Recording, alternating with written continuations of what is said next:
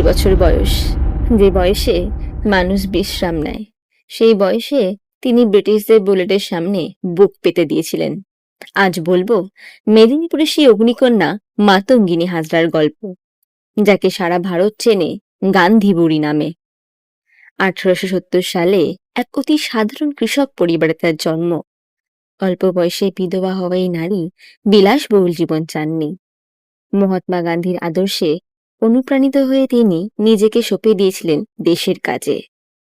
লবণ সত্যাগ্রহ থেকে ভারত ছাড়ো আন্দোলন, সবেতেই তিনি ছিলেন সামনের সারিতে।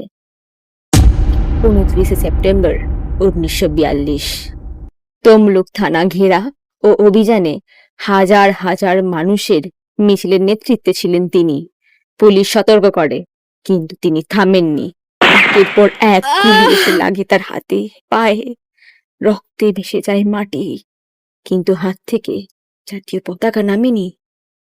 সেদিন ব্রিটিশদের রক্তচক্ষু উপেক্ষা করে তার কণ্ঠে ছিল একটাই স্লোগান, বন্দে মাতরম। তোরা যত পারিস গুলি কর, আমি কিন্তু নড়ছি না।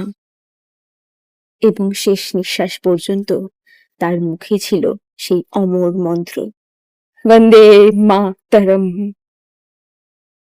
ভারতের স্বাধীনতা যুদ্ধের ইতিহাসে মাতঙ্গিনী হাজরা শুধু একটি নাম নয়, একটি জ্বলন্ত অনুপ্রেরণা।